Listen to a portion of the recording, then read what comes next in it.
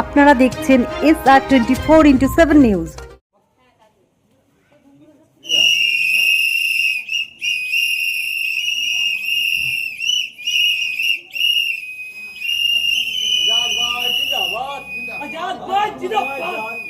राज भाई जिंदाबाद जिंदाबाद जिंदाबाद। इमाम कबीर साहब जिंदाबाद जिंदाबाद जिंदाबाद। राज भाई जिंदाबाद जिंदाबाद जिंदाबाद। इमाम कबीर साहब जिंदाबाद जिंदाबाद जिंदाबाद। राज भाई आप आगे चले हम तुम्हारे साथ हैं। इमाम कबीर साहब आगे चले हम तुम्हारे साथ हैं। आपको मालूम ही है कि दिल्ली में बैठा हुआ दिल्ली एलआई नरेंद्र मोदी साहब एक जो ऐलान करते हैं कि मुसलमानों का प्रॉपर्टी किस तरह छीना जाए। वक्फ प्रॉपर्टी, वक्फ प्रॉपर्टी क्या होता है बता देते हैं। वक्फ प्रॉपर्टी मुसलमानों का होता है जो मस्जिद के लिए दिया जाता है, मदरसा के लिए दिया जाता है, खानकाहों के लिए दिया जाता है, यतीम खाना के लिए दिया जाता है। तो एक प्लान बनाता है किस तरह से मुसलमानों का प्रॉपर्टी छीना जाए। उसमें जो है हमारी ममता बनर्जी दीदी और दादा दोनों मिलकर प्लान बनाते हैं। तो दीदी क्या बोलती हैं कि बंगाल के अंदर जो वक्फ प्रॉपर्टी कोई मसला आएगा तो आपके साथ हम खड़े हैं, लेकिन मेरा तो वक्फ प्रॉपर्टी है ना, मेरे को दर्द है, उसके लिए हम बंगाल में प्रोटेस्ट करते हैं। जो ही प्रोटेस्ट करते हैं तो ममता बनर्जी मंच पे क्या खड़ा होकर क्या बोलती हैं, एक बात को समझ लो मुसलमानों, अगर वक्फ प्रॉपर्टी को लेकर तुम प्रोटेस्ट करोगे तो तुम्हारा सबसे बड़ा शत्रु यानी कि दुश्मन हम होंगे। सोचिए इस बात को आप कि जो मुसलमान भर भर के झोली उनको वोट दिया है, जो मुसलमान अपने हक के लिए खुद लड़ाई लड़ रहा है, जिसका आपको साथ देना चाहिए था, आप उसको डरवा रही हैं, धमका रही हैं कि अगर जो तुम प्रोटेस्ट करोगे तो सबसे बड़ा दुश्मन हम होंगे।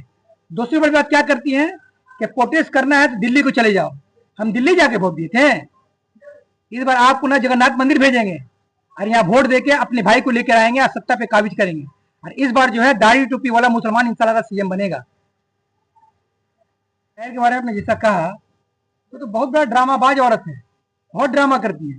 पहले उन्होंने क्या कहा था कि एक भी नाम कटेगा तो इसका मतलब ये आप समझ लीजिएगा कि हम दुनिया में नहीं है। भाई आप मर गई हैं, आपका तीजा चलीसो करवा दे हम लोग। और ये सोच के रखा है मुसलमान कि इस बार आपका खात्मा है इंशाल्लाह ताला। आपने जिस तरह से कुरान के बारे में कहा, जिस तरह से हुमायूं कबीर को मस्जिद रोकने के लिए कहा, और जिस तरह से आपने शायर में हमको धोखा दिया और सारा मुसलमान का जो नाम कटा है, जितने भाइयों कटा ना, ये आपका देन है। इस बार आपको समझाएंगे वोट के जरिए कि आपका धोखाबाजी नहीं चलेगा। इस बार सत्ता पे काबिज होगा हमारा भाई, हमारा मीम भाई, हमारा दाढ़ी टोपी वाला भाई। हुमायूं कबीर साहब ने कहा था कि कम से कम 100 सीट लेके आएंगे, लेकिन यहाँ पर जो है तृणमूल सरकार, चोर सरकार, तोलाबाज सरकार, बालू चोर, गुरु चोर, कोयला चोर, ये सारे भरे हुए हैं। ये फरहाद हकीम जो है इनके बारे में आप जानती है, उस टाइम एआई का जमाना नहीं था, काला सेंडो गंजी पहन के किस तरह से माल ले रहे हैं देखा गया है। और उसके बाद ईडी जब पकड़ने के लिए सीबीआई तो रो रहे हैं आमा के फांसी दिए थे। ये सब तो देखा गया, पूरा आवाम देख के बैठा हुआ है। लेकिन इस बार इन लोगों को समझ में आएगा कि मुसलमान क्या ताकत रखता है। अगर मुसलमान चाहे तो सत्ता पे काबिज कर सकता है और मुसलमान चाहे तो सत्ता से उखाड़ के फेंक सकता है। आपने अपने चैनल के माध्यम से अल्हम्दुलिल्लाह मठिया बुर्ज के आवाम को जानने की कोशिश की कि हम आपके हक की लड़ाई लड़ने आए। और जहाँ तक के आम जनता यूनियन पार्टी की भी बात है तो आप तो देख ही रहे हैं किस तरह से मुसलमान के हकूक़ को परे किया जा रहा है, दरकिनार किया जा रहा है, नज़रअंदाज किया जा रहा है। इसको देखते हुए जो है हुमायूं कबीर साहब ने एक पार्टी का वजूद किया, आम जनता यूनियन पार्टी, जो आपके सामने है।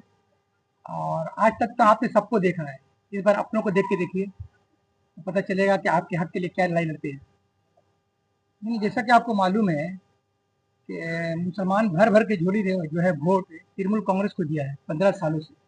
आज जो सत्ता पे काबिज है ना ममता बनर्जी, वो हम मुसलमानों का देन है। वो हमको ना तेज पत्ता की तरह इस्तेमाल करती है। जब वोट लेना होता है तो हाथ जोड़ के आके वोट देती है कि खाली को मत देखिए, मेरे को देखिए। तो 15 साल से मठिया बुर्ज की आवाम ममता बनर्जी को देख के वोट देता आया है। उसके बदले में उनको मिला क्या? वाटर लॉगिंग का मसला मिला। दूसरा क्या कि यहाँ स्कूल सही नहीं है, बच्चे हमारी तालीम हासिल नहीं कर पा रहे हैं। और जब तालीम हासिल नहीं करेंगे तो आप समझिए कि उनका म्यार क्या होगा, समाज में कहाँ खड़े होंगे। ना डॉक्टर बन पाएंगे, ना बैरिस्टर बन पाएंगे, ना इंजीनियर बन पाएंगे। असल तो मकसद यही है कि मुसलमानों को, बच्चों को पीछे रखा जाए, जो काम ममता बनर्जी आज कर रही है। तीसरा बड़ा मसला है कि यहाँ सबसे बड़ा अस्पताल, आप देखिए कि इससे पहले कांड हो चुका है, यहाँ पर कोई इंतजाम नहीं है। ये होना तो ये चाहिए था कि यहाँ के अवाम के लिए फ्री ऑफ कॉस्ट अच्छा अस्पताल होना चाहिए था, अच्छा इलाज होना चाहिए था, लेकिन सिर्फ धोखा दिया गया मुसलमानों को, खास करके टीएमसी के राज में। सबसे पहले तो ये बात कहना चाहते हैं हम कि खासकर बंगाल में मुसलमानों का हालत बद से बदतर है। उनको हर तरह से पीछे रखा गया है। और दूसरी बड़ी बात यह है कि आप देखिए कि ममता बनर्जी जो है हिंदू मुसलमान दोनों की सीएम है, लेकिन एक आंख में जो है काजल, एक आंख में सुरमा। इस बात को आपको समझना पड़ेगा कि सनातनी होकर वो अपने आप को बड़ा सनातनी साबित करना चाहती है आप मोदी के बनिस्बत। वो कैसे कि आप यहाँ पर जगन्नाथ मंदिर बनाती हैं, भैरव मंदिर बना रही हैं, एक और 300 करोड़ का प्रोजेक्ट का एक मंदिर बनाने जा रही हैं। दूसरी बड़ी बात यह है कि आप जो है यहाँ पर हर साल पिंडाल में, पूजा पंडाल के अंदर आप 1,10,000 करके देती हैं। चलो ठीक है, हमको उससे कोई शिकायत नहीं है, लेकिन मुसलमानों के लिए आपने क्या किया आपको बताना पड़ेगा।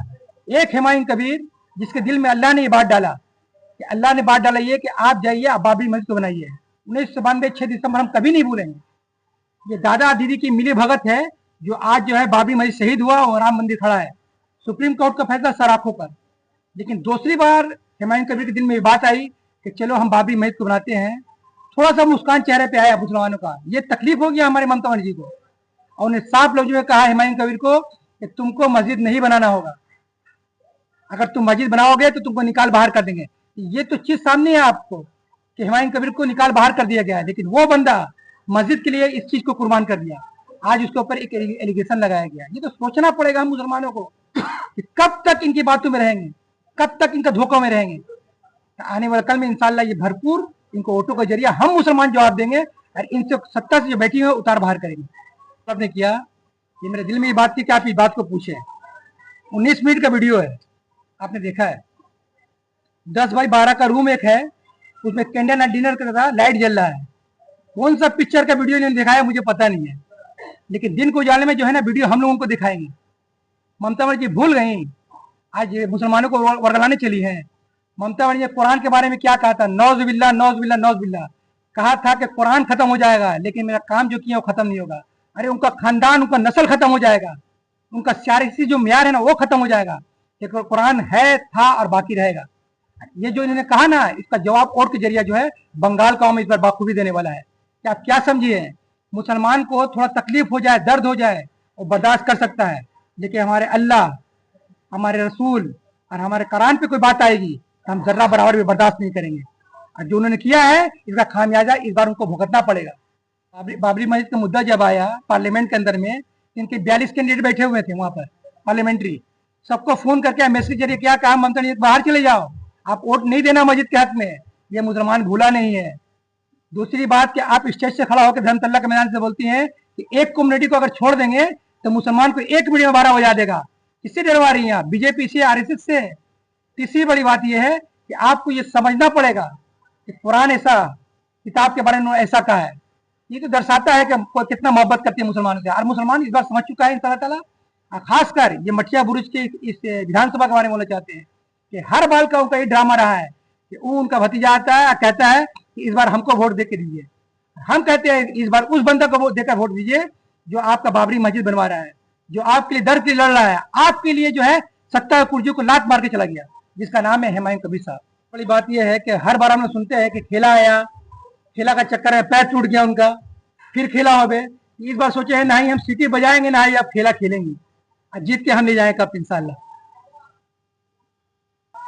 भाई मठिया बुरुज के आवाम के लिए हम ये कहना चाहते हैं कि भाई हम आपके बेटा हैं, आपके भाई हैं, आपके दरमियान है, हम कोई गैर नहीं है।